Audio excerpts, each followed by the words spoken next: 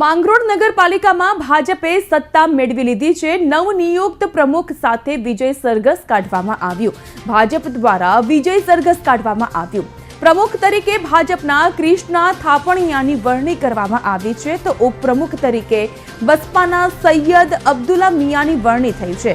પ્રમુખ ઉપપ્રમુખને ફૂલહાર પહેરાવવામાં આવ્યા, તેઓને અભિનંદન પાઠવવામાં આવ્યા। ઢોલ નગારા સાથે વિજય સરઘસ ભાજપના કાર્યકર્તાઓ દ્વારા કાઢવામાં આવ્યું।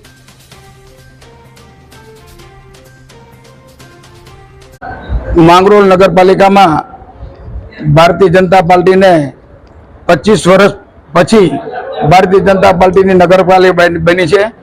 ભારતીય જનતા પાર્ટીએ કૃષ્ણાબેન થાપણિયાને પ્રમુખ તરીકે આજે નિમણૂક આપી છે અને એ ચૂંટાઈને આવેલા છે।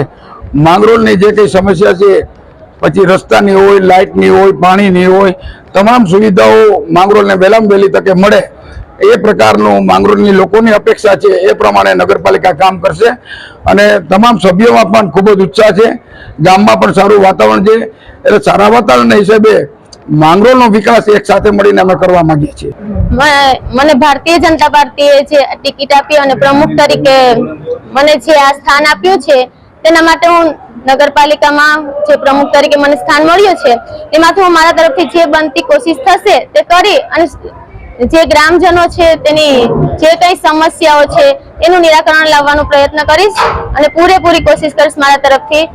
વર્ષો પછી માંગરોળ નગરપાલિકામાં ભારતીય જનતા પાર્ટીનું કમળ ખીલ્યું છે, ત્યારે આ કમળ સ્વરૂપે અમારા લોકપ્રતિનિધિ તરીકે માંગરોળ નગરપાલિકાના પ્રમુખ તરીકે કૃષ્ણાબેન થાપણિયા તેમજ અમારા સાથી પક્ષ બહુજન સમાજ પાર્ટીમાંથી અબ્દુલ્લા મિયા સૈયદ બાપુ, જેમને ઉપપ્રમુખ તરીકેની જવાબદારી મળી છે આજરોજ, અને આ જવાબદારી બાદ અમે ભવ્ય વિજય સરઘસ કાઢેલ અને અત્યારે ગૌશાળા ખાતે અમે સભા રાખેલ છે અને અહીંયા અમારો કાર્યક્રમ પૂર્ણ જાહેર કરેલ છે। સાથોસાથ આ કાર્યક્રમમાં ઉપસ્થિત સર્વનો અમે આભાર માનીએ છીએ અને આગામી દિવસોમાં માંગરોળ નગરપાલિકામાં લોક ઉપયોગી જે કંઈ પણ સમસ્યાઓ છે એને અમે સત્વરે ઉકેલ માટેના પૂરતા પ્રયત્નો અને લોકોનો વિશ્વાસ અમને મળ્યો છે, એ વિશ્વાસ સાથે અમે આગામી દિવસોમાં ભવ્ય રીતે, સારી રીતે અને સૂઝબૂઝતાથી અમે કામ કરીશું।